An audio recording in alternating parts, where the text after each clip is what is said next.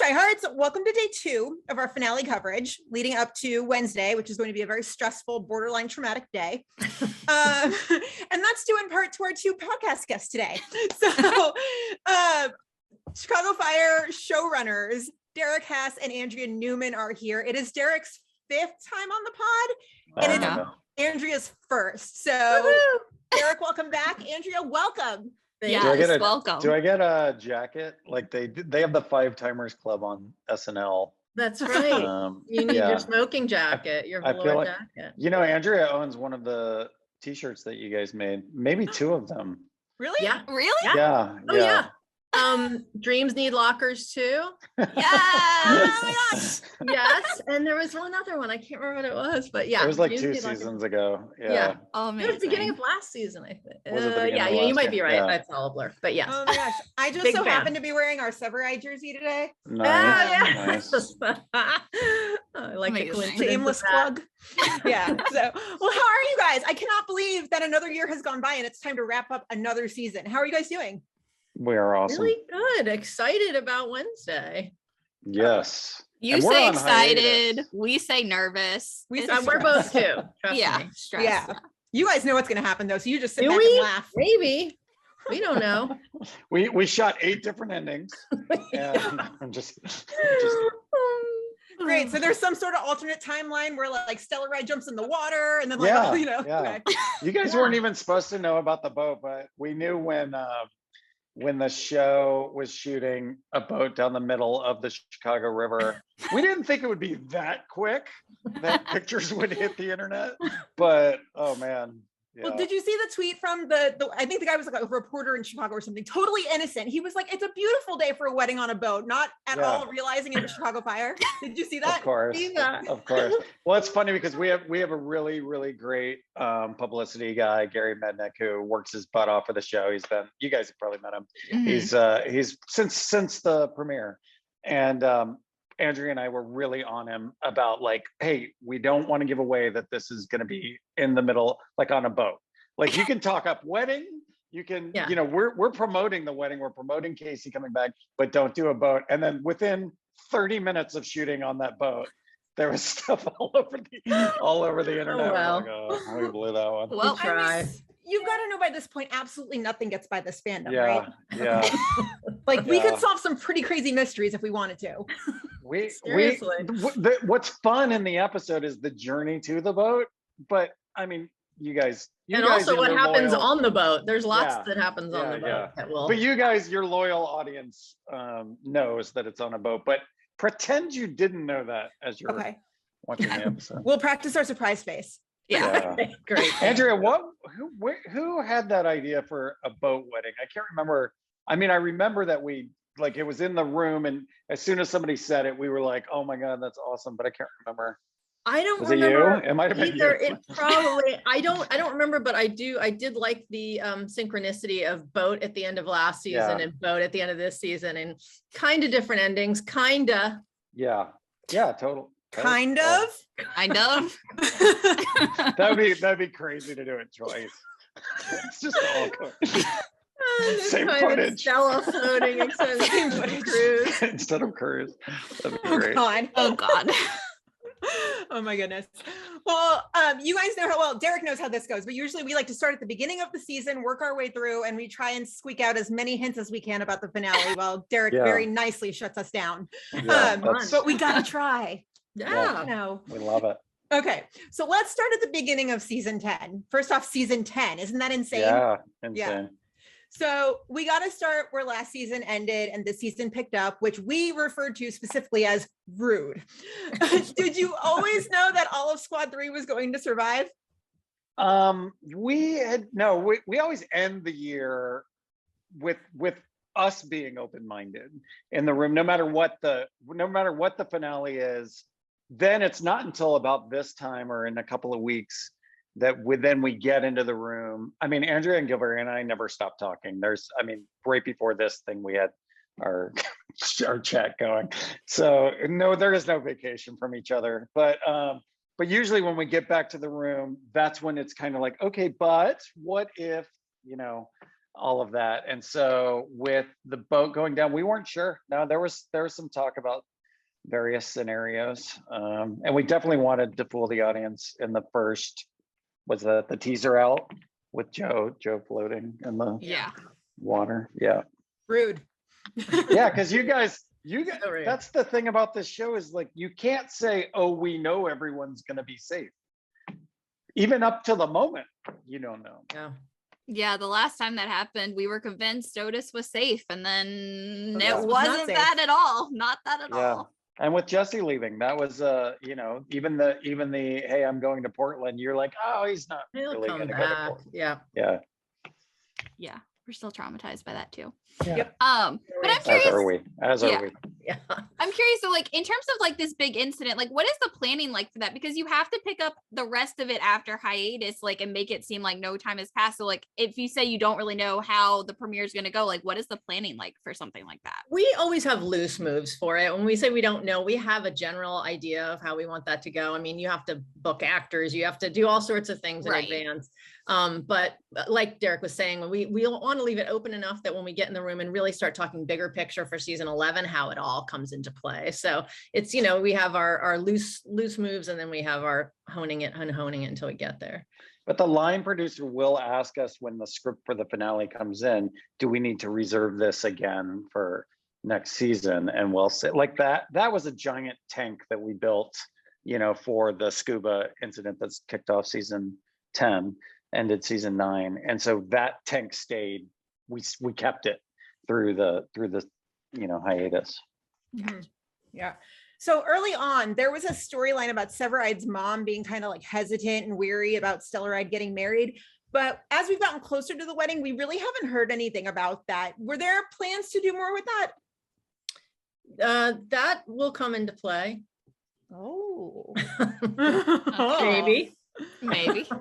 We never, you know, forget that stuff. We like leaving some of those things out there a bit as hangers, and, you know, seeing what we can do with them when you get to these big moments. I know a big topic in the fandom, at least this season, was Stella's absence in Boston in the first half of the season. And it kind of, at least to us at first when it happened, seemed kind of sudden and random. So I'm curious, like, how much of that was planned versus you guys having to adjust on the fly? I'll answer that. All I can say is it wasn't planned, and we had to adjust on the fly. Yeah. And so there was many things going on at the beginning of the season in terms of health related incidents, and that required really the room to, I mean, we were rewriting scripts when scripts were already being shot. So not just for her, for Right. All sorts of things going on. So if it felt disjointed, we did our best. Well, That's it's all I'll funny say. though, because we talk about this a lot, but it when you get thrown wrenches like that, they often work for you in lots of ways. And for that one, we felt like it was very Stella for her to suddenly realize like she's heading on this path to not just lieutenantship, but to marrying somebody. These are both things that are just huge life events. And to just take a beat and kind of reassess everything, be a little scared about moving that quickly forward. You know, you jump on that train as we were talking about with that character, and then you realize like, it's going to be really hard to jump off, you know, if you let this thing gain too much speed. And I feel like she's somebody who stops and questions and thinks about this stuff, really overthinks sometimes, for better or worse. And that just worked for us, for the Stella character, to have her take that beat, take that step back. The best thing that came out of it to me was Pelham. I just thought, you know, it was great character. That's making lemons out of whatever were our plans, you know? And so we had a plan, and the plan was going to involve another person coming into the firehouse, but we didn't know it was going to be a longer time there. And then we got Brett Dalton, and he was just terrific. And so that worked out really well for us. Yeah. So when Stella comes back, she and Sev are not in a great place because she basically ghosted him while she was gone. So I know a lot of the fandom felt that was kind of out of character for her, but why the ghosting? I love it. I love it for her character, because I think, you know, we talked about this, but her past when it comes to marriage is very dark and tortured.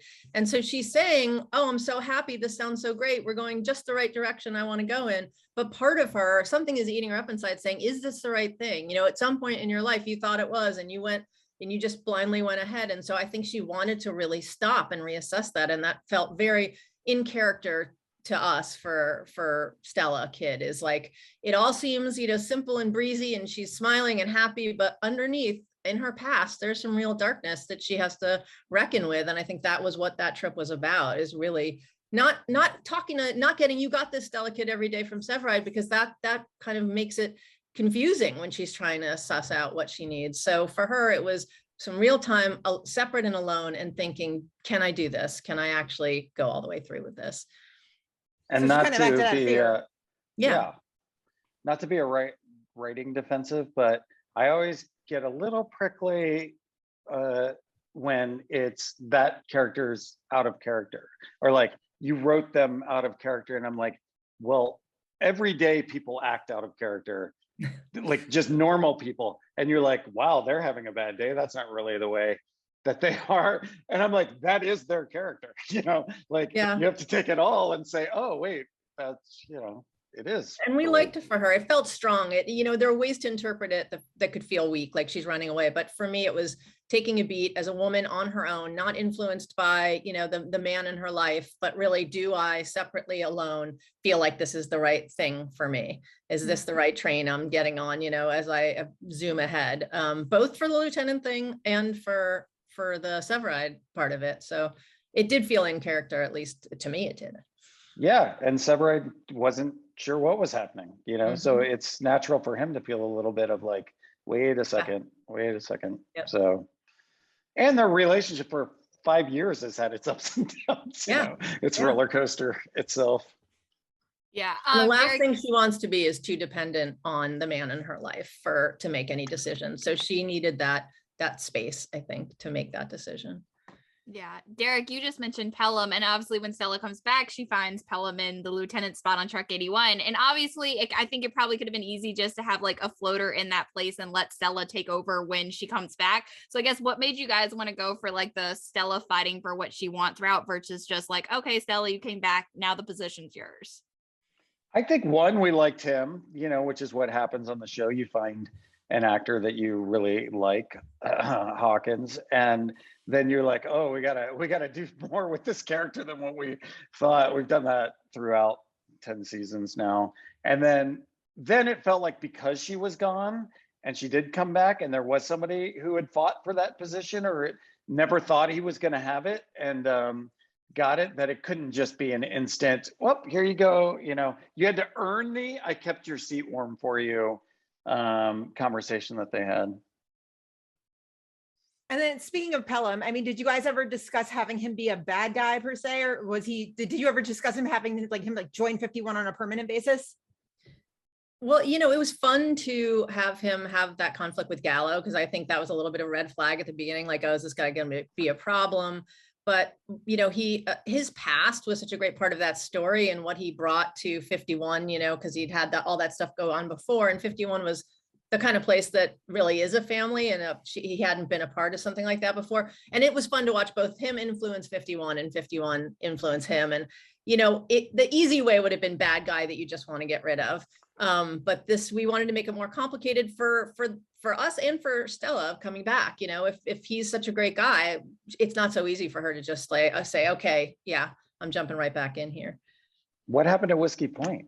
What happened to Whiskey Point? That might be my favorite episode of that season. It was a great title. It was a great episode. Great title. I mean, Violet with appendicitis. It was just that whole episode. That was a really good one. Yeah. It's funny because we were just talking to, we all know people who work on these streamer shows that write every episode before they even begin filming. And to speak to what Derek was saying about, you see somebody like Pelham or Hawkins, and we're so lucky because we really do. Like Violet, that was just such a moment for Hanako to shine, and we got to see her really being funny and emotional. And it's like, when you see that, that's all you want to write for, you're like, This is so great. And she's so great with Hawkins. And so we get to see it, and then we get to craft things and adjust things as we go. And that's a real gift when you're on a network show, to get to see that stuff on its feet and write to it, as opposed to having to write it all and then just hope it works. Yeah. It's true. We saw a lot of Severide playing Fire Cop this year. I know more than we ever have. And I'm curious, is that a conscious choice, something you guys wanted to see more of, or just something that kind of happened as a result of other storylines and Stella not being around for the first little bit of the season? I mean, we love fire cop. I'm obsessed with arson cases, as weird as that sounds. I think arson's like one of the most complicated, intriguing crimes there is, that the characters behind it, the personalities behind arson. So we love it. We love Andy Allo, and we love the vibe between Seeger and Severide. So, you know, we've always liked to loop him into the OFI stuff as much as we can. It's just a lot of fun. And those stories are always intriguing and twisty. And when you guys came up with Fire Cop, that was the best. Who came up with that? Like, we need to give credit where credit's due. Or Andrea Gaveri. It was definitely one of you guys. I honestly think that it was Taylor, and maybe it was probably like Christian and Taylor and Joe on the set, and they were going, "Oh no, he's playing Fire Cop again." Like that, they were saying it, you know, as when they're looking at the scripts, and then we heard that they were calling him Fire Cop. He was doing Fire Cop, and we thought that was so funny. We started having him do it on the show. The other actors love it because as much as they love working on the show, which they all do, if you get a few days off, you know, in the middle of an episode, you don't mind that. Yeah, so when Severide and Seeger are out doing Fire Cop stuff, they're like, woo, that's 3 days off for the rest of the cast. That's so funny. That's funny. We've also taken to calling Dr. Scott on Med. We started calling him Dr. Cop. So it's just like, it's there's one on every show. Yeah. So that makes Halstead like cop. I don't know. Yeah, cop. Doctor. So funny. So we saw, or because we saw more of Fire Cop Sev this year, we had a lot more of Seeger and Severide. Yeah. I know you had previously said there was never really any romantic intent behind her actions, but did you ever consider going that way? Well, we always thought she's into him but who wouldn't be? That's what we always like. If you're partnered with Severide, who's not going to be? But she has so much confidence. Like, it's not a threat. She's not stepping on Stella, but you know, and she loves, like, we love that episode where she and Stella play the practical joke on Mason, because that's the vibe that the two of them have had. Anyway, we just really dig Andy, and you know, if we could, I know you guys are always like, make him a regular or whatever, make her a regular, and we're like, we'd make so many people regulars if there was no budget on this show. Yeah. I love that dynamic between Severide and Seeger. I think it's really fun, and we like to flip the kind of cliches on their head too, and it could so easily have been the triangle where the two women start going at each other, and instead it's like these two women who totally have respect for each other. You know, it gets under Stella's skin a little bit, but that's kind of fun too, for her to get a little knocked back. She's got, you know, all her confidence too. So we just love the dynamic between, and the fact that it wasn't your typical, oh yeah, she's gonna get snaky behind, you know. Yeah, Stella's and we back. love Van Meter. We like Van Meter over there. Yeah, he's OFI, great. Tim Hopper. And so we wanted, Andrea and I, we haven't been successful yet, but we want to do a summer OFI, like 6 episodes on Peacock of like Van Meter and Seeger. And then you could have, like, if we shot it in pop in March, you could have people popping in, and then release it over the summer. But that, we haven't actually pitched that to anyone, but yeah, your audience knows it exclusively. I could write arson day and night and be happy. Yeah. Andrea could do 22 episodes. I could do 122. That'd be fun though. 6 episodes, that'd be fun. Yeah, and you have like one big arson case and then one little ones along the way. Yes, love it. Yeah. I miss the little web exclusives that you used to do, like in the early days of the series. I miss those. Yeah. That was when people were first doing social media, and the social media people were like, just do a little thing for us, and then we write like a 4-day full shoot with Gabby out solving a crime. Or no, it was an accident. Yeah. So recently Severide's Fire Cop antics found him in quite the conundrum. I mean, I know you guys don't give too much away, but like, can you tease anything about what's going to happen with this food truck drug dealer storyline on Wednesday? I mean, it's going to be a big part of the episode. I don't know what else to tease on that one. Is it going to ruin the wedding? Some guy who looks suspiciously like Greg Sullivan is in charge. I know you guys said that on your podcast, so I'm not giving it away there. But it's going to be a big part of the story, and I'm not going to say whether or not it's going to affect the wedding.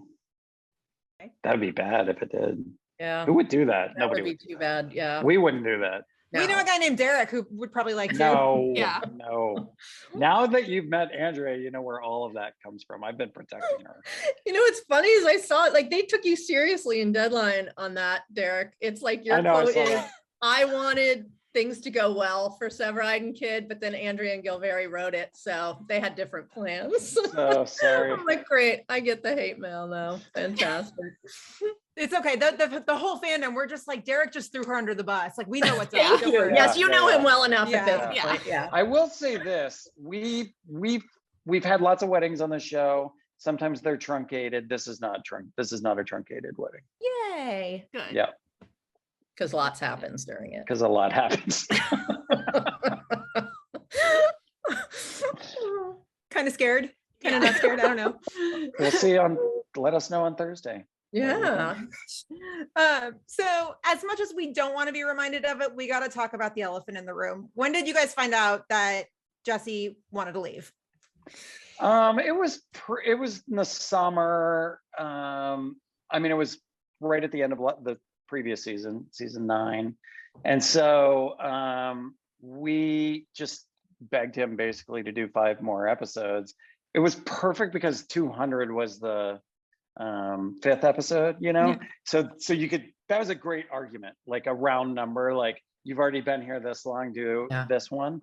But he had lots of stuff going on personal wise, family wise, new family wise, and so it couldn't have kind of set up nicer that he gave us those 5 episodes, and we'll always be grateful, because it would have been really rough. We had already written the script for the finale before we found out that he was going to leave. That would have been rough. We were like, do you want us to have a kraken come out of the lake and grab Casey?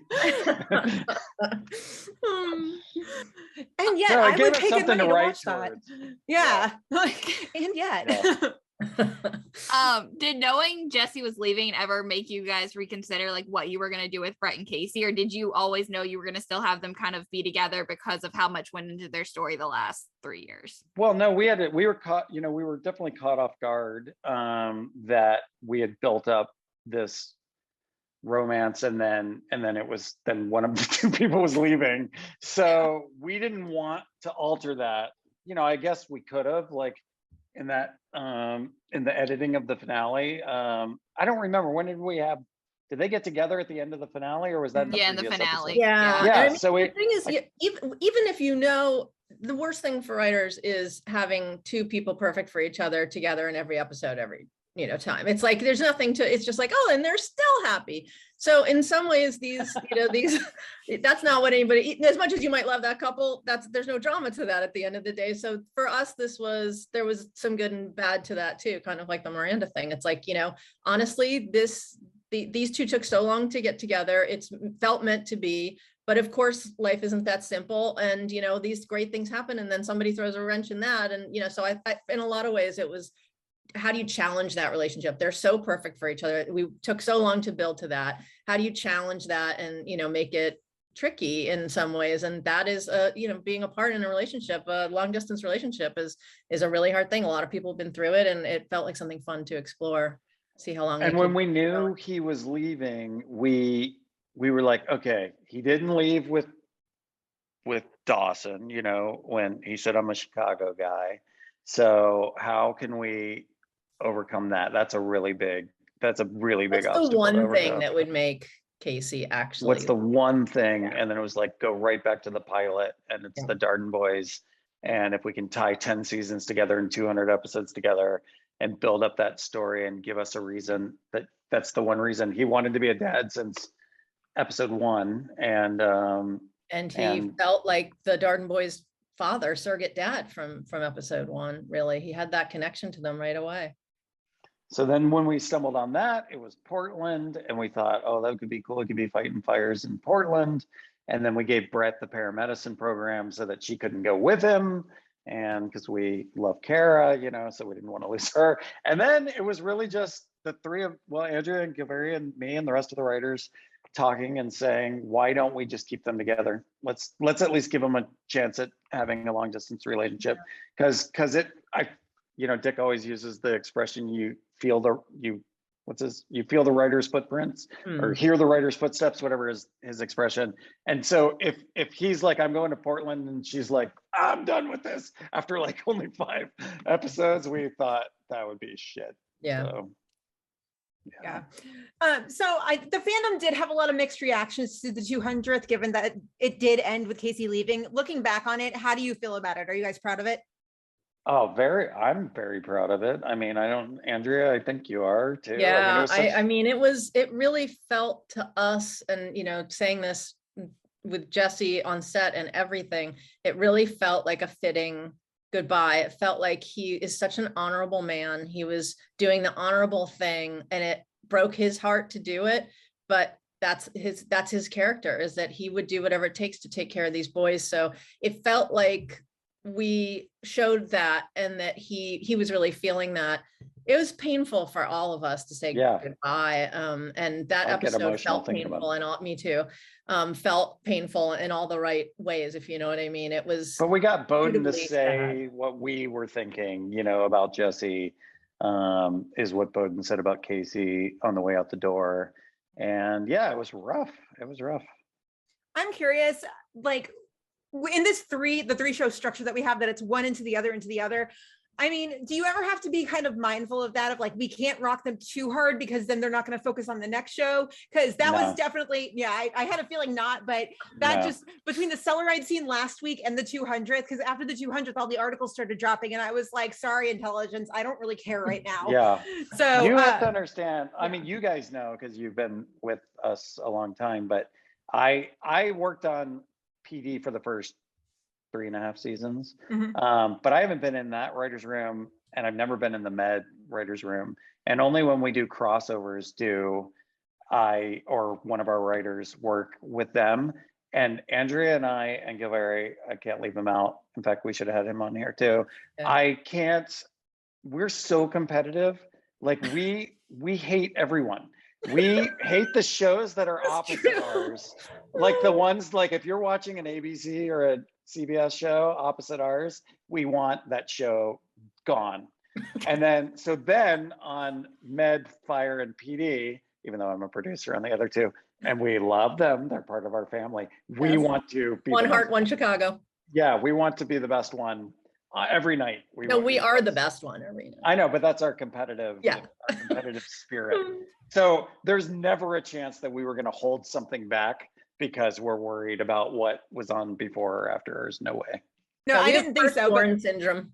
Yeah, the Stellaride scene last week, we were all like destroyed, and then like intelligence is trying to solve a case, and we're like, can't now, we can't. Like, yeah, no, we don't think about that. No, we really don't. I mean, only in crossovers do we think about that. And occasionally we'll get a heads up from Rebecca, our executive at Wolf Films. They're doing, this X, Y, and Z on PD, and you're doing something similar, and we'll be like, we're doing it better. It's fine. Yeah, they gotta change. Let them change. Yeah, let them change. That's what we always say. Make them change. You're like, oh, yeah. We do love having their characters on our show, though. We do. We love that's a fun. Like we just had Upton on the second to last one, the one you guys saw, which we always like. Yeah, love her. Yeah. So we got mentions of throughout the season of Casey and the boys while they were in Portland. How important was it to you guys to make sure that those mentions were made consistently throughout the season? Well, we do screw up sometimes, but we try to. We have our assistants go back and give us the full storyline, like in a synopsis, because we're not going to watch 15 episodes, and we wrote, it was so long ago that we wrote them. So then we'll literally be like, I mean, those are our texts to each other. It's like, which one's the older one? Who did what to whom? When did he give him the toy? It's that kind of stuff.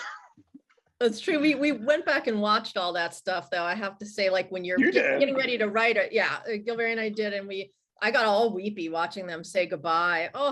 With the holding the doll and anyway, that stuff, carries the emotions through. And then, we wanted to keep them alive throughout the season, and just knowing that they're out there, and that Casey is doing what he set out to do, which is making their life better. You'll hear little updates like, the boys are doing great, or right now, he's going to college or he's signing up for new classes here. We'll do all those little details just so people still have Casey alive in their mind. And Brett, we know Brett does, so why not give, the audience that chance too? We certainly do as writers. Casey's on our mind all the time. Jesse's on our mind all the time. He's such a part of the fabric of the show. That'll never change. Right. So there were some fans that were kind of hoping that in Casey's absence, we'd get a little bit of Brett and Severide bonding, since they were kind of the two people closest to him. Did you ever talk in the room about maybe having one of those scenes? I don't remember. It's funny. I think Severide is such a man of few words that it's very rare he speaks his heart in a way except for to Casey and to Kid. I think that's kind of been what's special about the Kid relationship for Severide, and you'll see it again in the finale, what's special about Casey and Severide's relationship. Severide's not the type to, and we deal with this all the time, he just isn't, his character is not to sit around talking about how much, he misses Casey, and Brett and he are just very different that way. She is going to sit with her girlfriends and talk about that. And, that's how she reacts emotionally, is to talk it out, not Severide. He misses Casey, and we'll see that even more that was the best when he had the cigar chat with Herman this year. And Herman's like, blah, blah, blah, blah, blah. And he's like, Herman, no. The cigar chat, we don't have to talk the whole time. Exactly. I think they're simpatico in some ways, Brett and Severide, but they're not simpatico in the way that they work through missing Casey. So it's funny you say that, though, because just like some back insight into the writer's room is that often we'll say who haven't been together in a while, like what's an interesting pairing. That was how Mouch and Brett got together on Paramedicine this year. It was kind of like who could do this with her? Well, Violet's the natural, but they're already in the ambulance together. Let's give her somebody else to talk to. That's a great idea. Mouch, we haven't seen that since they wrote a book together. She's on fire. Yeah, we remember. Never forget. Was that this year when the book, the little library? Yeah, that was early this year. That was hilarious. That was fun. Speaking of paramedicine, obviously Brett, established that this year. I'm curious, like, what made, besides from, her needing something to do while Casey's gone, like, why paramedicine? Like, why introduce that this year? Well, it's a very current topic. I just heard, I was just listening to the radio that talking about doing it here in LA. It is a very, we always are really deeply connected to the fire department, and, fire departments across the country, not just in Chicago.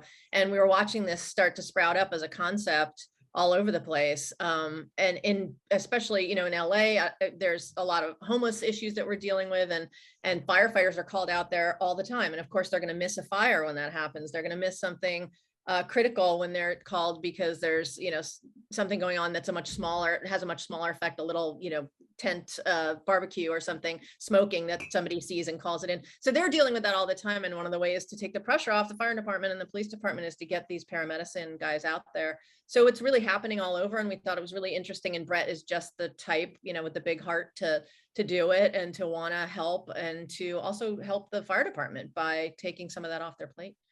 Yeah, there was a big article in San Diego, I think, where the response times went down because of this program. Like, because of that, because we weren't responding to every, somebody left their meds on the shelf. And so a paramedicine program that was, had its own funding and its own department could lessen the response times, and that just hit us. And we thought that'd be great for Brett. And gave us a good 200th episode, sort of, you want that big stirring moment, and Hawkins coming in, and all of the people that Brett and Mouch had been helping coming in to support her was a really nice, since you're going to have a sad moment, you need a kind of an uplifting moment. I always try to balance those things out. So once paramedicine was fully funded, we never really saw it or heard about it after that. We saw that there's a little tiny mention in the finale, but I mean, are we returning to that at all? Or are we just going to assume that they're kind of running it off screen? No, Kara was gone for a bunch of episodes. I think, you know, we definitely want to play those stories. It's not going to be a every week thing, but there'll be one of those, you know, extra little, it's like Fire Cop, you know, she's got her own little side gig there, and we'll definitely have stories that we'll pop into to see. And sometimes that stuff crosses over. That's what's fun, is like something that starts, you know, as an emergency can then go into that paramedicine mode or vice versa. So there are a lot of stories. And we definitely mentioned it after the 200th episode. There was a few times where she said, Mouch has it covered, or somebody's doing, or they got more funding so that now they can expand and in the it. arson episode, the church arson episode, there was one of her paramedicine patients was there at the church. So, you know, we like to have the cross, you know, that kind of the small town vibe sometimes that Chicago has, where you run into these people. So it played in that way too. Oh yeah. With Casey and Brett both coming back for the finale, I know you guys have previously said they're gonna have to figure out what's next for them. Are you gonna can you tease anything about what that might be? We ask because we are very stressed. Yeah. Long distance is hard. That's all I'll say. Yeah. Gotta save that one. I was just thinking of like Easter eggs, like in the church arson, where you know how like you go in and he's got all his crazy drawings or whatever up in his room. So Bruno, my son, like when he was like 12 and now he's 17, but when he was 12, he had drawn this dude on fire. It was just kind of like it looked like the Thin Man, you know, or whatever that meme was but he was on fire. And so I had that Xeroxed, and they put it up on, it's like right over Severid's shoulder, one of Bruno's drawings. When they pull the tape, the styrofoam off the wall or whatever it is. Yeah, aluminum foil. Yeah. And then you can see the church outside, which was really there. That was kind of cool. They found a location that was where cool. We could do that.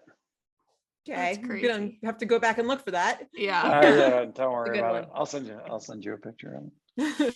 It's like that, but it was funny. Nice. Okay, so we can't have you on the podcast and not talk about Hawkami, because like they are like the craze that has been sweeping the fandom this season. Oh yes. By far our favorite part of the season. You guys have said before that you put Violet and Hawkins together because of the chemistry, but is there a specific moment you can recall that you saw them and were like, oh, this is good? I think yes, I would say, because they were already good from the start. Like the ambulance stuff was just, it got me when he was sitting there and she said hawkers, and he was like, close. You know, it was just like there was such a sweetness there. We knew we wanted to go a little further, but the heat that came off of them at the gala when she's in that dress and he's in that fucking suit, and you just see these two come together, and you're like, all right, this isn't just a one nighter. This is some legs to it. This is you know, this is hot to use. Yeah. And I think when we first conceived the character, it was kind of like, wouldn't it be fun to have someone who, it's a new paramedic boss, and he could be not happy with this paramedicine thing because she kind of goes around him or tries to go around him or whatever. And so you're not going to like him. But then we were like, but what if he's really attractive?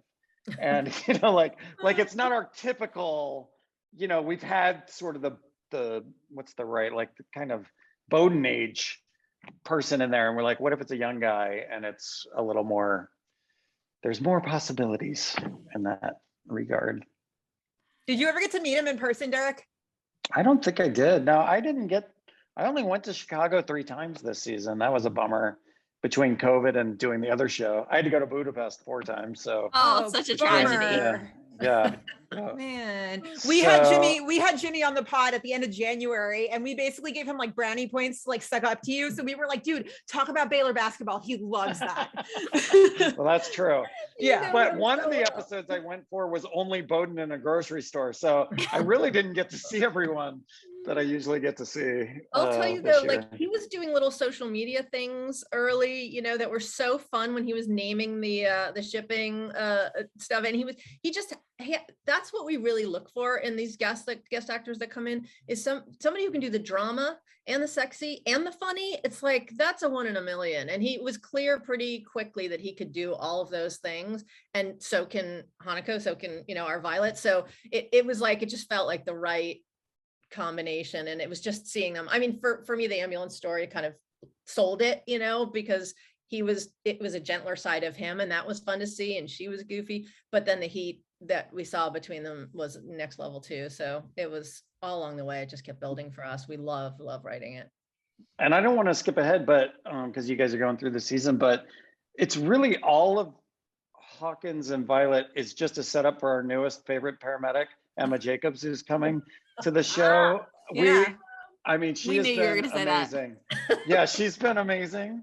And, you know, She's the only things one we can happen. say for sure doesn't die at the end. Yeah, we can say that for sure.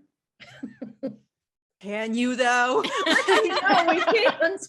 We can't. But we would. She is We might. amazing. We do love her as an actress. She is phenomenal. Yeah, We're she's doing a currently, great like- job because we Yeah. just really She is, don't and like everybody hates her. Emma. That's Yeah. how that works. Wait, you guys don't like her? She's just trying to fit in, guys. She Yeah, maybe just manifests. a little bit. She knows what she wants, and Right. she manifests that. Yeah. Oh my god, I love that part. Oh boy. Yeah. Brian, I lost our place now. I was too busy like reading. I know her. into- Okay. Yeah. So Derek, last year you told us that Violet and Gallo were not heading in the direction that we thought they were. Did you know back then that they weren't going to end up together? Wait. I don't remember When when. did he say that? At Last the end of year last in this year, interview this last year. conversation. I don't remember. I honestly don't remember what the finale was with the two of them. They have that Yes. kiss at Molly's. Oh no, we wouldn't have talked about it too far, into the new season.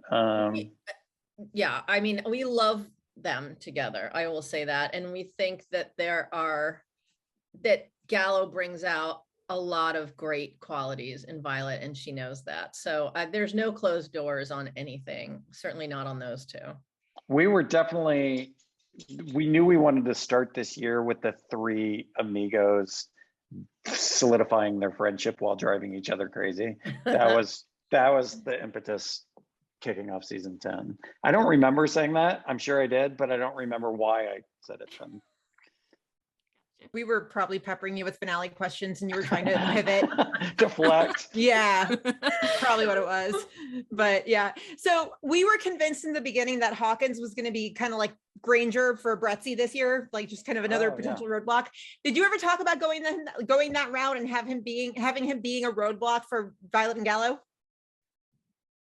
I mean, he is a roadblock for Violet and Gallo. He is. So Is he? I mean, I think And Gallo's a roadblock for him, and and Violet. I think they're that's a triangle that's still very much alive, I would say. That actor just really impressed us so much that we were like, we have to keep this going.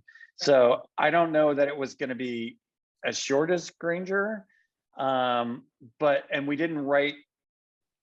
That one had a plan from the jump.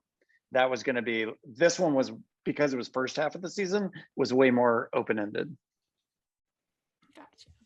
I'm just curious. We kind of mentioned it earlier, but obviously the fandom has like really latched on to Hawkins and Jimmy and just like the Hawkami love. Like, I'm curious, like, what have you guys made of all the like Hawkins love? It wasn't surprising to us because we were right there with the fan. I mean, we felt exactly the same. Like it's hilarious to watch the episodes because I'm screaming and yelling just like a fan does when I'm watching it. Like I'm just like, no, don't do that. That's how we react to it. It's really fun. It just it took on this life of its own, the Hawkami, and it just ended up being something that we loved writing, and we get just as excited to write it as people do to watch it. Quite honestly, it's just a blast. And Hanako's amazing actress, so it's fun. When Andrew was talking about, you want somebody who can do the dramedy, the comedy, the drama, the comedy, the romance, she can do every single bit of it, and probably we could challenge her even more. She's really great. She's strong as hell. She's like small, but tough as hell. She's lifting up things on the set that the stunt people are supposed to do. She really is like superhero to me. And super funny. And game for anything. Like she's just all in, and so is Jimmy. So that's what we love. Great. So the big thorn in Violet's side this season, aside from the appendix, which is gone now, it's been Emma. Yeah, I know. Shocking news, Derek. I didn't know if you knew this, but honestly, this is Brenda's opinion. I'm gonna like make myself safe here, but she might be one of the worst villains. Oh, throw me under the bus, Gina. Thanks. I love you. You mean most evil? Yeah. You know what? No, Yeah. I am going to agree with Brenda there. I was just trying to keep myself safe, but no, we both go down together. What made you guys want to go the villain route with Violet's temporary partner? We're always looking for some kind of obstacle you have to overcome, you know. And when we pitched late the last 7 episodes. Usually we kind of do half seasons, but for whatever reason this year, because there was so much in flux, we waited and pitched, I think it was the last 6 or 7 episodes, whenever Emma first came. And I remember, because usually we pitch like a board in a room, but because of Zoom and all of that, we were pitching Dick on Zoom, and Gilveri is really good at photoshopping and making animations and all this stuff. So we were like, we need a Heather Locklear. And for you guys too young, Heather Locklear used to come onto a series that was already running and just stir the pot. Like really, she'd come in and it would be like she was wreaking chaos everywhere. And so on our pitch, a picture of Heather Locklear from the like early 90s pops up on the thing. We're like, we need to find our Heather Locklear for this. And we had this whole pitch, what you're about to see from there, from her start to the end. Yep. And again, with this gift that we have of being able to see the actor in action and decide which way, you know, if it's going to work or not work, we knew from the jump that we could pull this off because the actress is so good. And sometimes, you know, people come in to be bad guys and they're one-dimensional, you know, they don't have a lot of layers going on. And this actress brought all these layers right from the jump that made you go like, what is going on in her head? But you believed it. And we really wanted to, this time, because we knew what we were doing, we really wanted to tease you with, oh, here's a cool new partner. She's a little, what was the like word? Like she's a little like a computer when she's dealing, like she's not handling emotion well. So the guy's got his teeth bashed out and she tells him to his face he's gonna lose them or whatever was the, I can't remember. So that kind of thing, I was like, oh, that's a little clue. Maybe she's not all, and then it just keeps building. Yeah. She is a sociopath. Yes. Oh, so you agree? Think she is. I think so. Think she is. Yeah. Yeah, I know there's been a lot of theories. Sociopath never thinks they are. Yeah. Yeah, bad people don't think they're bad. Yeah. So obviously, as of last week, Emma's doubled down on her having Hawkins move Violet to another house. I mean, I loved in that was that she saves, you know, Violet saves her life in Gina's words, unfinal destination to her. And then you think what we were playing towards was, because the audience is always trying to guess, oh, how are they going to overcome this? Oh, she saved her life. She'll go have a change of heart. She's going to go in and say, you know, Violet, no, she just goes right back to it. I don't think you're moving fast enough. Yeah. I love that. But I guess this is a big part of the finale on Wednesday is what happens with the whole Emma situation. Yeah, I would say that's a big part of it. I say so. Have you heard or seen any of the theories that the fandom has been throwing around? No. What happened at Whiskey Point? Yeah. Maybe when the finale's over, we can share with you some of like the greatest hits because they've gotten so ridiculous. They're getting ridiculous as the days they've gotten ridiculous. I have a feeling this one is not going to go the way anybody thinks it's going to go. That's probably true. Yeah, that's all I'll say for now. There's another disaster in Navy Pier. Navy Pier, that was a good one. Oh my goodness. So we mentioned Gallo earlier, and at least in our opinions, not quite Gallo season. It's okay. He went through kind of a rough patch this season, both personally and professionally. What were you guys hoping he'd get out of that journey? Do you want to answer that, Derek? Or No, go ahead. I mean, for us, he's so young, and that's kind of the fun part of him, is that he's got a lot to learn. He's got to experience before he can get to Casey Severide level, and he's young enough to make mistakes. He's young enough to be impulsive. We've seen that work in his favor with great rescues and stuff. But I think we've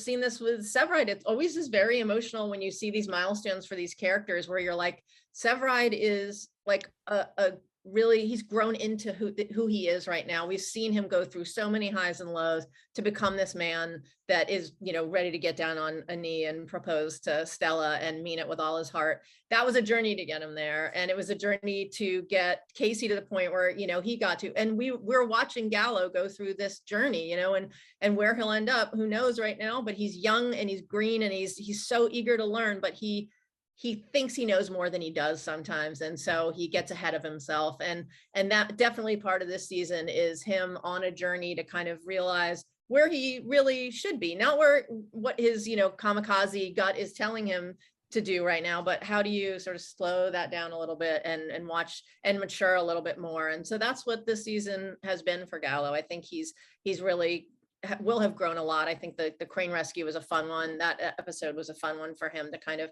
take a step back and not just go, zoom to squad because it was offered, but really think about what the right place is for him. So yeah, it's part of his Chicago Fire journey. Yeah, I was gonna say, so is the fact that like you said, he's young, he's easy, he's still got a lot to figure out. Is that why, aside from being loyal to Stella, of course, like why that made now the wrong time for him to move to squad like he's always wanted? I think, cutting to the sort of quick of the character, what he's really always wanted is a family, right? I mean, that's his tragic backstory of losing his family in that fire and the firehouse kind of becoming his family. That is what Stella has provided for him, or what she's done for him. She's a different kind of leader than Severide is. He's not the I want to get to know who you are personally and bring out the best in you kind of leader. He's like, grab your gear and let's fucking go. And are you going to be able to keep up? So for Gallo, ultimately, I think Truck is the better place for who he is at heart, what he needs as a firefighter and as a person. And that's what that episode really kind of told him. It was the Pelham moment where Pelham. It was great bringing Pelham back for that, to realize, hey, it wasn't just to saving a cat. It was about who you are and what you needed. Yeah, what you needed at the time. Exactly. And that's really what turned him. And we'll get a little bit more of that in the finale too, which is fun. Cool. So in the first half of the season, Gallo kind of ruined things for the millennials. We call them the millennials. You guys call them the trio, but with Fire Goat and their business and all that stuff. Have we given up on Fire Goat completely? Yeah, Fire Goat's help. Yeah, one of many trips failed. They'll take together. Yeah. After he blew it with Bear Moon, it would just they were done for. Couldn't recover from that. Didn't he have an idea to do pizzas after that? I can't remember. The pizzas, yeah, something like I feel like that was mentioned. Yeah, he's got ideas. And then that one firefighter came, it was like a Gallo, and she's like, I'm also brewing beer. I was like, so if we move into Cruz, obviously the first part of Cruz's season is him struggling with some sort of PTSD after the whole boat incident. I guess I'm curious, like, what made you guys want to explore that and that storyline for Cruz specifically? I think for us, it's real, you change, things change when you thought you were a goner. And he didn't realize what Severide had done. Severide almost gave up his own life trying to save him. And so that really hit him, so it gave him a chance to take a step back and reassess, which is cool. Love Cruz. Yeah, and PTSD is such a huge part of it when you're talking to any firefighter, how you struggle through or try and push through certain things that happen in the course of any call. It's such an interesting part of what they have to deal with. And so we always like touching on that when we can. Yeah, and Herman and Mouch discussed it this year, where it's like, it used to be easier. The longer you get in your career, it used to be easier to just put it behind you and say, I don't have to worry about the victims, but now I think about it more and more. That was in the Christmas one. Mm-hmm. The Cruz hobby thing was all Andrea. and Gilberry. That was an awesome storyline. Again, the kid, I mean, just brought that to life, and that actor is so phenomenal. That little guy, he is, we love him. And it just seemed like there are plenty of shows that do that, and we did it too with Dawson and Casey. But the like right moment, right time, here comes the kid you need. But it couldn't have been a more wrong moment, wrong time for Cruz and Chloe, who just had a baby and are overwhelmed with that. And we saw him, kind of buried under, I don't know how to do this, and this is so hard, and freaking out about preschools and everything else. And then it's like, and now there's another kid that just comes along. So it felt like a great way to do that story of taking in somebody without it being like, oh, this is, now we're a family. It's like, no, now more chaos will ensue, but our hearts are big enough to welcome. They have enough room in their hearts. They have room in their hearts. That made us cry in the writer's room every time it was said. And you guys were like, oh, there was only one line about him being the second best man. That's coming. There's more there's more. There's not a wedding yet. Yeah. Yet means there is going to be one. There's gonna be a wedding. You guys know that. Well, There's I'm a just, wedding. I mean, There's some kind of a wedding that will happen. There's gonna be a wedding. okay. We're just like gathering what we can. So speaking of Cruz and Chloe, we were so thrilled to see that they had the baby and everything went according to plan. And did you always know that the baby was going to be named after Otis? Yeah, I mean, we have been saying that for years, since Yuri left. So that was the Leon of it all. We thought would be nice also because we saw that from season 1. And yeah, they're gonna call him Otis. Love it. yeah. Little baby Got Otis. us choked up in the room every single time we said it. Yeah, it makes our hearts happy every time we hear it. If you could wave a magic wand, the only thing that I wish we could have done differently is that we weren't allowed to have a baby on set. That was right when Omicron was even bigger. Mhm. And so they just shot us down for baby on set. So that scene where they come out and show the baby and say, this is, we're going to name him Otis, that would have been 20 times better had we had a real baby there. But so we had to do the thing where she's kind of holding the swaddle, that blows. It harkens back to Herman when he came rushing from the prison incident to see Cindy and hold that baby, and we had this baby on set that it's a miracle. Yeah. I did not kidnap that baby and take that baby home. That baby was so cute. And again, sitting on the set watching, there was one scene where he was holding, I'm sure we used this in the final cut, and the little baby, he's talking to the baby and the baby just yawns and kind of falls asleep against David's chest, and we're at the monitors like, oh my god. Yeah.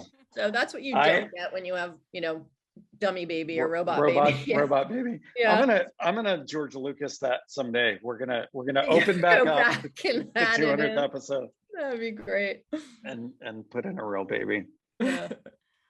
Well, speaking of Herman, I know obviously over the last couple of seasons, we've really seen both like Herman and Mouch step into these mentor roles with, like we said, the millennials, as we like to refer to them. I'm curious, like, what has it been like for you guys to explore that side of those characters, especially considering obviously in the beginning, they're mostly just there for the comedy stuff. They're still really good at the comedy. They are still really good at the comedy. Yeah, stuff.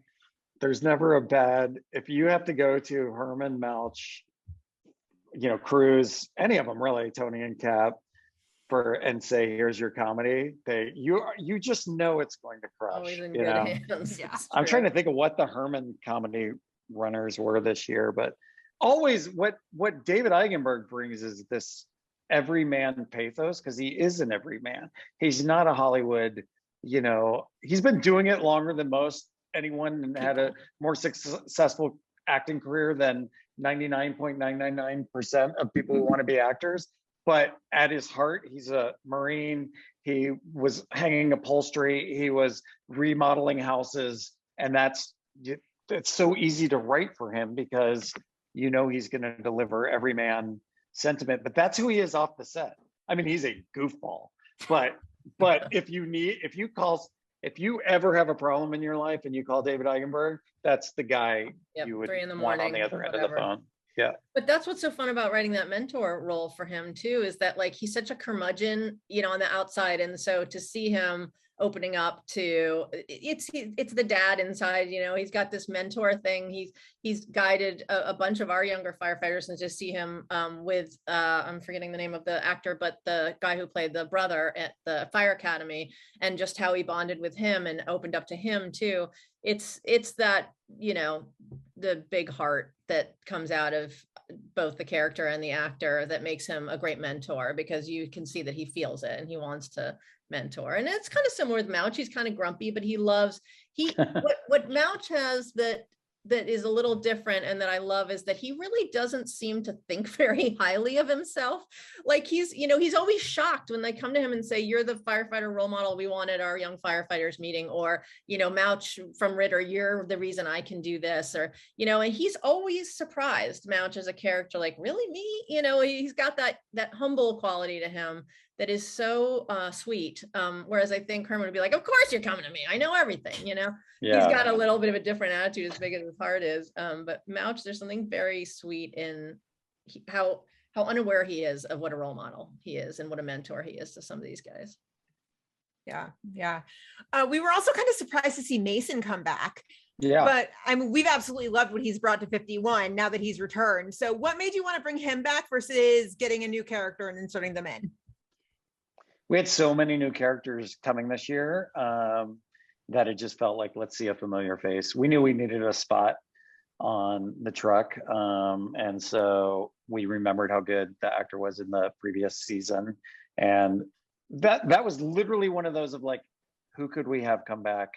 Oh, what about Mason from last year? Oh, awesome. Let's see if he's available. And then it worked out. And when you find out that you've got him, then you can write stories, for them. Because sometimes the actor's booked, sorry, see you later. Yeah. And I know this fandom tends to pick up on like every little thing. And there was, I think it was in episode 16, there's like a tiny little moment between Seeger and Mason, and everyone was like freaking out about that. And I'm curious, like, is that something that was like definitely in the script, or is that something that happened? Viewers, yes, that's that in is the so script. smart. Okay. Yeah. That was definitely, I mean, it's one of those that like we're playing with a little bit. I think it was, we always are guided more by the Severide kid of it all than the Seeger of it all, but we thought it would be fun to have that be just a little wrinkle. And ultimately there were all these other stories we ended up playing, but that is definitely something that we thought would be fun to see, that side of Mason, a little flirty. So you also did another bottle episode this year, and this year the subject was Bowden. Why him? Yeah. Well, we hadn't done him before, and that was again, you're in the writers' room and you're like, well, let's do a bottle episode. What's the pitches? Let's hear some pitches. And then who would it be? That's where you start. Who would it be? Well, we've done, we did Cruz and Herman the year before, and it was like, let's give Bowden something. Let's give him he's an incredible actor. So let's give Eamon a chance to shine. And as soon as I told him it was going to be him, he was thrilled, beyond thrilled. And and then we did that. That was based on a real, I don't know how much there was a news story about a Trader Joe's, I think it was here in LA, where a guy crashed into a Trader Joe's and then held everyone hostage. So we just took that bare bones idea and then ran with it.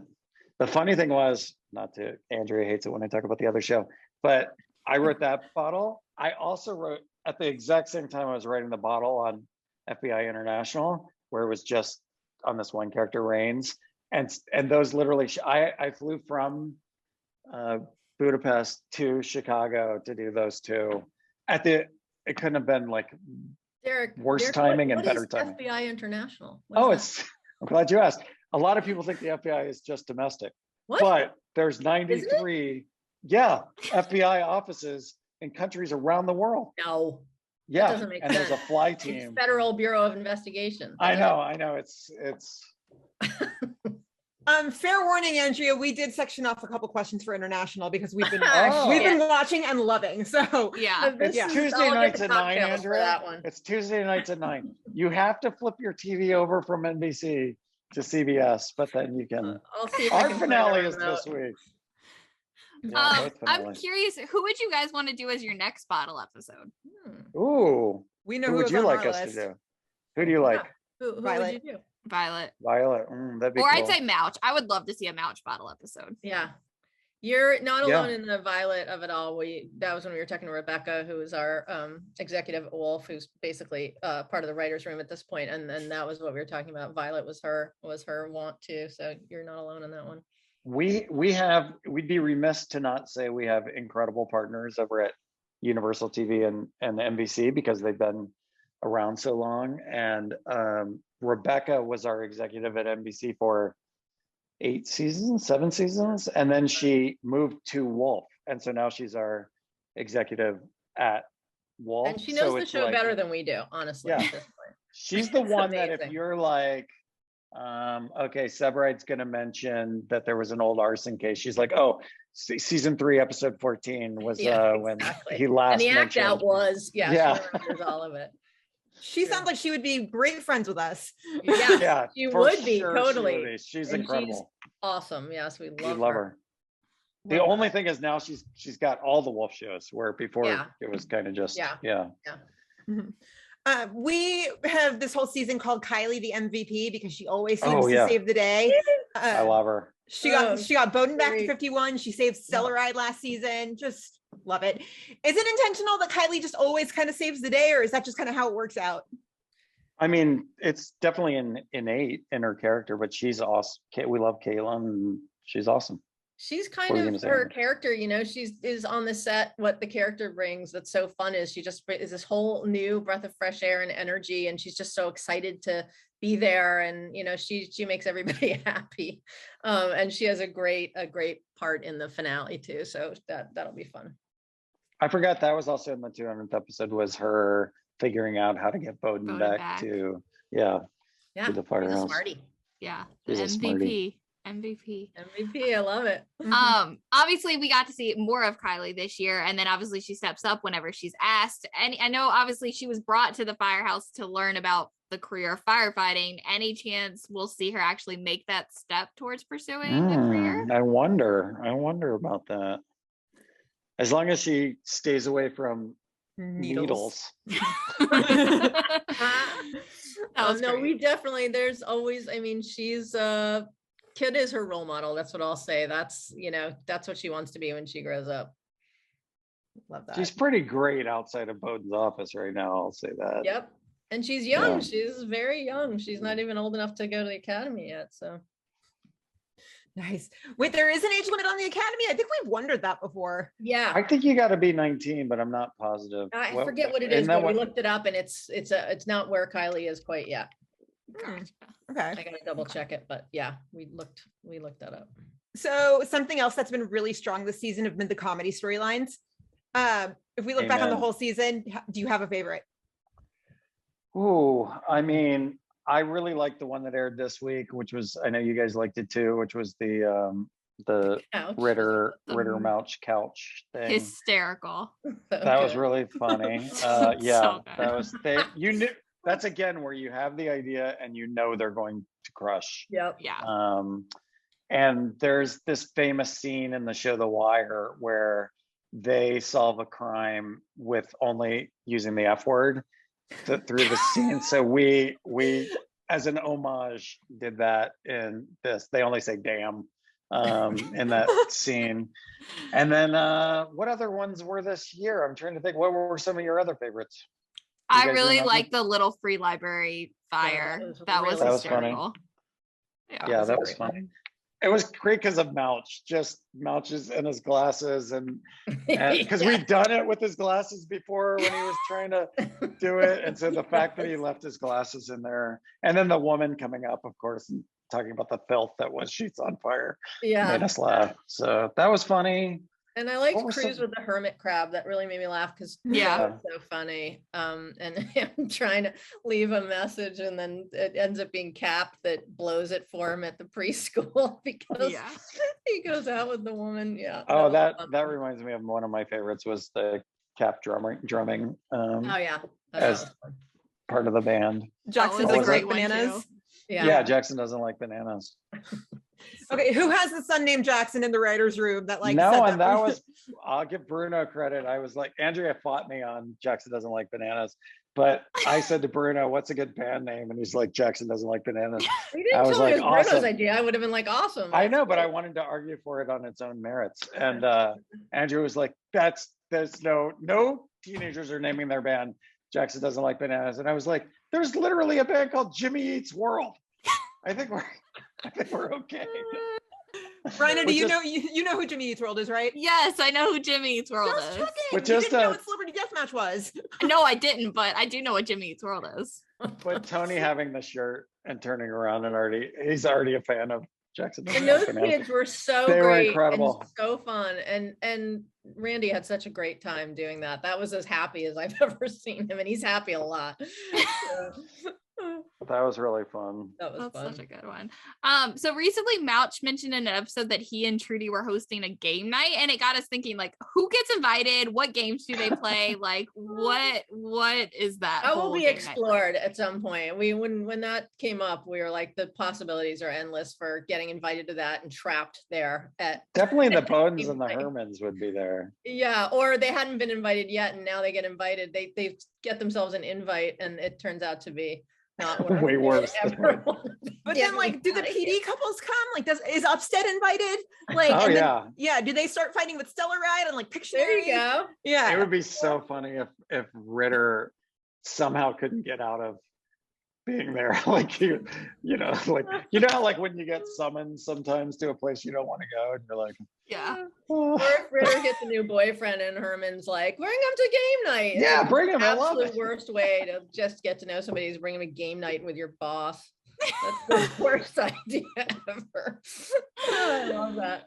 That will be next season for sure. Sounds fun. Nice. Yes. Nice. So we had Jeff and Steve on the podcast from Med last week, and we asked them the same thing. We're gonna ask you, tease the finale in 5 words, please. Oh, Andrea, you wrote the No. finale. Well, I can't do 5 words. I just don't know how. You're good at that. Okay, teasing Andrea and Gilvary's incredible finale script in 5 words.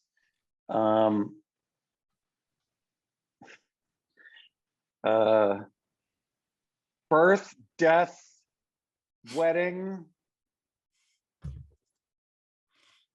cliffhanger, misery. That's 5.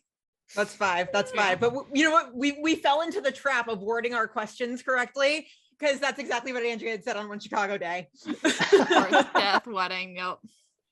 But Andrea, didn't you say the death was in like the first like 10 minutes? The death is, there's a death on the show. It's not. There's that- a death it's on the not- show. It's not yeah. necessarily that one of our characters is.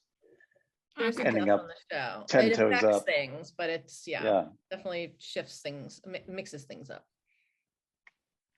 We're just like, oh, okay. We're Yeah. ready for Wednesday to be over. That's how we're feeling. We're just, yeah, we're ready. Stay till the very end. We, You don't want to miss the last minute. True. No, we know. We've seen so many of these. We're always like, everything's gonna go great until the last 5 minutes. 5 minutes. Did you Yeah. guys watch the Sopranos series finale? Mm-mm. No, but I No. do know the very last scene, it just ended. Yeah, I was flying back from Europe, and this was in the early days of interneting, and we had, I mean, the internet was around, but being able to like watch a program online was a mess. And my friend Tim Talbot, who used to work on the show, I'm like, dude, I missed the Sopranos finale. I have to fly back from Europe. Can you send it to me? He's like, yes. So I'm in the Heathrow airport and it's downloading. It's like, my flight's going to be in 45 minutes and it says 58 minutes to download. But I'm like, leaving my computer open. You're just watching the tick, tick, tick, tick, tick.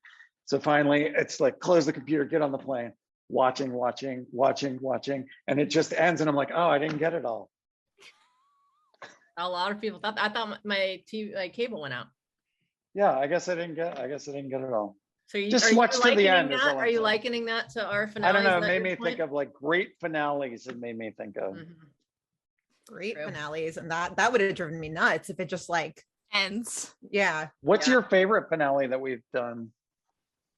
Oh, we just had this episode where we ranked them from least to most painful. What did we say was the least? Just Chicago Fires, or for all of We them? did all of them. Yeah. Oh, I don't think I didn't listen to that one. What was your favorite of Fire? I said season 7. Well, we did most painful, so I did season 7 was my most. That was Otis. Mhm. Yeah.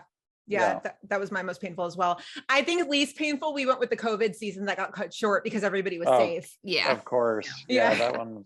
That was our worst one of you. Yeah.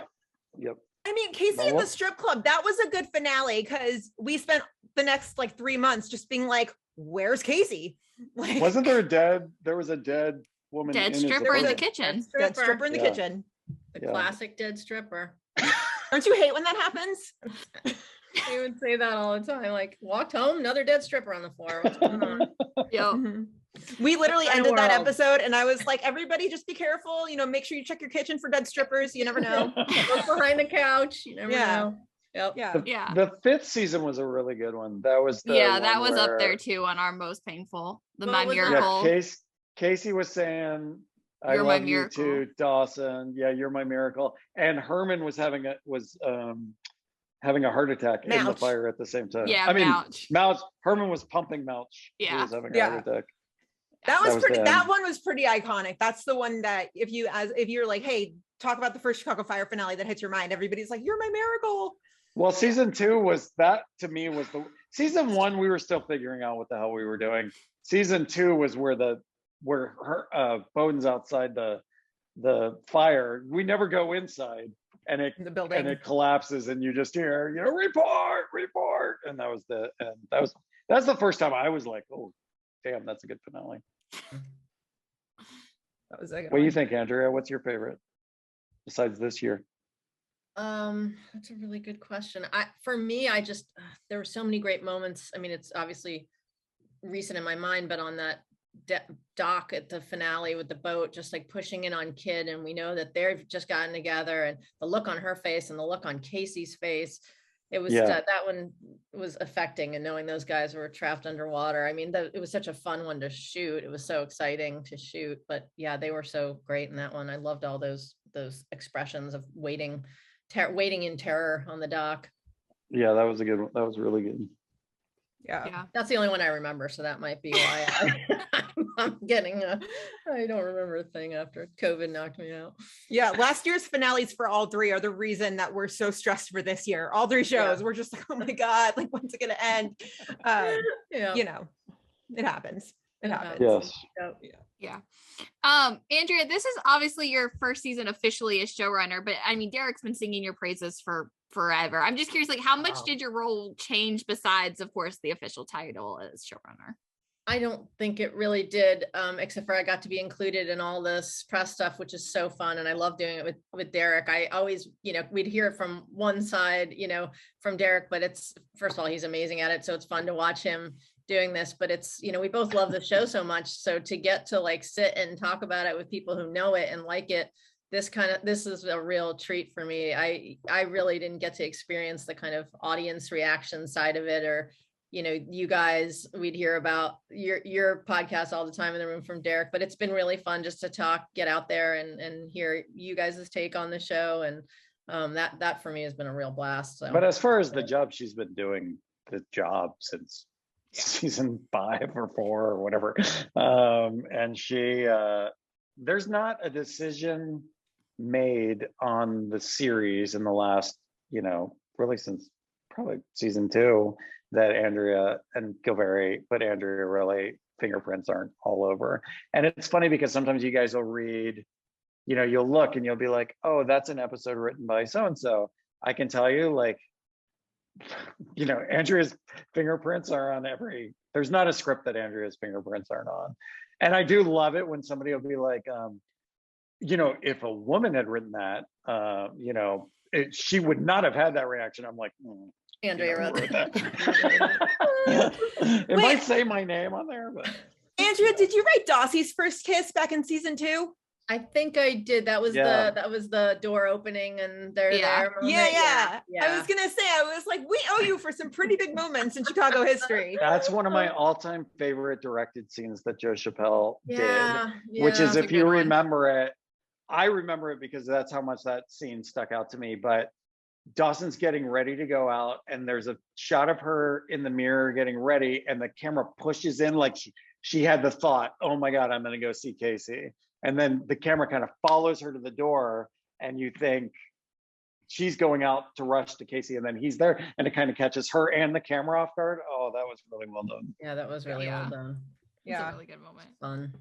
That's What I love is you guys, like your fans and you guys in particular, are like moments that, you know, like I don't think about, but you guys are like, did you see he had his hand on the wall? Like when they were like, when Jimmy, I guess, was when Hawkami were kissing, like that was like some extra sexy thing or something. I was like, all right, that's cool. Oh, no, but they also catch stuff that like we love that we talk about in the room too, like get, you know, a lot of banging up against the wall, like what's that stuff, that's their go-to move. And we kind of like the idea that like that is a different kind of, like, it's not the slow kiss of Brett and, you know, Casey coming together finally after all these years. It's just a different, they've got the slam up against the wall vibe. That's what they've got. They don't have the slow undress. That's not where they're at right now. We did have to put a moratorium on hoisting. Kid We had to and Severide were hoisting. just, they were Yes. hoisting in every scene. That's when like she jumps up Severide and is was a laughing. hoister. Taylor's a hoister. Like it just like that's the go-to move. There were a couple hoisting, and I think then Casey hoisted Brett, and I was like, no, the hoisting is a Severide move. Casey can't hoist. That was a problem. He hoisted, and we weren't there for that. We saw it in the dailies. We're like, no, he can't No hoist. hoisting. Casey's no hoister. Yeah, those things do happen. That's so funny. So Derek, now we're kind of entering into the FBI International section. We had to. We've been watching Andrea's and we've gonna been be loving. I know. This worship. She does that, and that's a go-to Andrea move in the writer's room. Just When duck I'm out of like, the room. Yeah. No, she'll do that when she hears something that, like, I'll be like, I'm like, what if, you know, what if Gorsh came back? And then she just goes to Andrea. It just says Andrea. That's so funny. Okay, international. Yeah. So, I mean, you're show running 2 shows at the same time. I mean, how hard has that been to balance? It was hard. Doing 2 shows is tough. I'm not going to lie. It's a lot of work. The time zones is what really screwed me up this year, because I just wasn't ready for, literally my day doesn't end. It's you know, Chicago time, which will be 4 a.m. here, is when, you know, they'll start shooting a lot of times if we're in LA. And then the you know, at 6 p.m. or whatever, we're done there if they're shooting, and that's when they're waking up in Budapest. And so it was and the traveling there is so hard, you know. I mean, I'm not complaining. It's a dream to get to do this job and get to go to different places and shoot, you know, in these amazing cities, but it is hard to do. It's a 24-hour flight. I mean, it's 13 hours, but because it's 10 hours out or whatever, it's 24 hours to get there. And then you're just so tired, and it's real jet lag there. And then you go to work, and anybody will tell you, if you ever been to a set, like an hour on set feels like 8 hours in terms of, not, it's exciting when you're seeing it, but it's grueling. Like the amount of getting up, you know, not sitting down, you don't eat right the way you should. And so anyway, that's my grievance, but it's been fun. How much time did you actually, how many episodes were you in Europe for? I went for 4 different episodes. Twice right at the beginning, so that kind of feels like one trip to me, but that was because we're getting a show up and running. Right. Mm-hmm. Something we were curious about back in February was if the crisis in Ukraine had affected the show at all. It did. We share a border. I mean, Hungary shares a border with Ukraine, and it's a good 300 miles away. You know, it'd be like if we were shooting here in LA and it was happening in Memphis, but it's still really close, and everybody thinks about it. And you know, that's their neighboring country, and people who are my age lived under Soviet rule. So in Hungary. So there's a lot of people on the crew who really are, anxious about everything. I was there up until the invasion happened. I think it was on a Saturday, and I was there till Thursday of that week, and it was very anxious. Storyline wise, we had an episode that was going to take place on the Polish-Belarus border, and we just scrapped the episode when that happened, which is hard, as Andrea can attest. If you're having to throw out scripts that have already been approved, like literally you've been through Wolf and through the network, and you're greenlit and ready to go, and you have to throw it out, we're usually down to the wire at that point, and that's what we had to do on that. Yikes. So all the places in Europe, they actually go film there? So like the one in Transnistria, like they went there? No, so we stay in Hungary for most episodes, but we went to the Swiss Alps, we went to Prague, we went to Paris, and for the finale, we went to Croatia. I'm trying to think, did we have one more? We're hoping to do more of that in the next season, because now we've really that was almost all of these were like test cases for the next one, and we pulled off half of an episode in Croatia for the finale. So we're going to try to do that more often. Very cool. So Very cool. But no, we did not go to Transnistria. When we did the bottle one, we shot it in, it was Kosovo, and the town is Pristina. And we made this train station look like it was Kosovo, Pristina. And so I took pictures at the thing, and I was just sending to my friends going like, guys, they tell you to go to Kosovo, do not go. It's not safe. But I had these pictures that made it. They were like, oh my God, what are you doing there? I'm like, I'm not leaving the train station, guys. But no, we were in Budapest. That's so funny. That's funny. That was a good episode. It was good to see another side of Reigns. Oh, good. Good. Yeah. Thank you. Yeah, that was a fun one to write. And that was one, as Andrea will tell you too, one of the things you dream about when you're doing these shows is that you get an episode where all the guest cast is awesome, like, no, because it's hard. Like a lot of times if you've got 10 guest cast members, one of them is, you're just going to be like, oh my God. And that episode, all the guest cast was awesome. Firing on all cylinders. Yeah. Love it. So that's about all the questions we've got for y'all. Thank you so much for coming back year after year and letting us just pepper you with questions all the time. Yeah. You guys are the best. So Derek, we know you've given up social media in its entirety. Good for you. Andrea was never on it. I was going to say, Andrew, are you on socials at all? No. Well, I saw Jesse Sopper like 3 days ago, whatever, 4 days ago. And he was like, oh, it's good to see you back on social media. I'm like, Jesse, I have not been on social media in 3 years or whatever it is. He's like, he goes, I'm like, I'm not on there. He's like, I got catfished or whatever was his expression. Oh. And so then I think he posted like, I was going to say he tweeted about the fact that you weren't on social media anymore. Somebody was mimicking me, I guess, but no, I don't do that anymore. Good for both of you though. There are days where I'm like, man, I wish I could quit it, but yeah. So feel that. It changes. It gives you back a portion of your life that I think I enjoyed it when I was doing it. But there's ways to better spend. I like that you guys do it for the show though. Like that's the thing I missed the most was live tweeting the shows. It was really fun. Yeah. That's fun because we get to commiserate with our fellow Shyhards. Yes, exactly. I'd be remiss to end this without saying how grateful and thrilled we were to have Jesse Spencer back for the last episode, and he is awesome. And he's awesome. Can't say enough about him. Just being on set. When we talked to you guys at one point, we hadn't shot with him yet, so there were questions like, how was it being back on set for him and with him? And it was, I burst into tears when I saw him on set. I really did. He probably thinks I'm a lunatic, but everybody did. It was, I wasn't there for it, but Gilveri said when he walked on the stage, on the set, he walked on the set for the first time with Eamon, And so all the actors, just to fuck with Jesse, were like, Eamon, good to see you. How are you? And Jesse's kind of staying there for a second. And Eamon too, because he didn't know. He's like, what the fuck is going on? And then they just dogpiled him. And it was like tears and joy. And it was like a beautiful thing to see. So, and that's how it felt. He was so happy to be there. And he said, it's like being home, you know? And it was like, I'll give you a classic Jesse real quick. Like after he had his baby and it was like probably like a month. The baby was like a month old.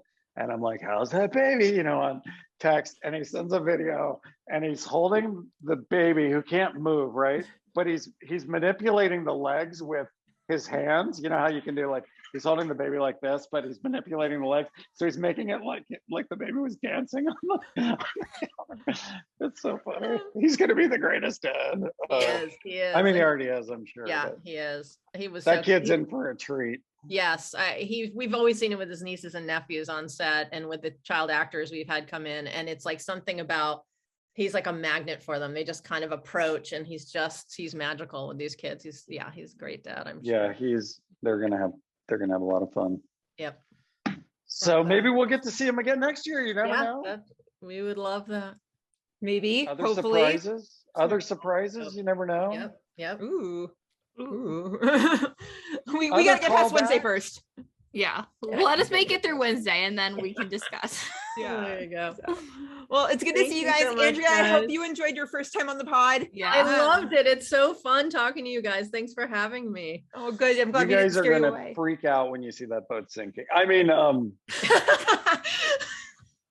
just kidding. Great to see you guys. As always, you can reach out to us at meetusatmolly's.com or at meetusatmolly's on Twitter.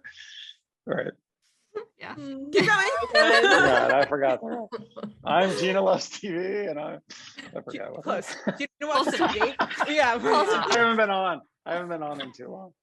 You guys are so funny. Well, you guys have a good night.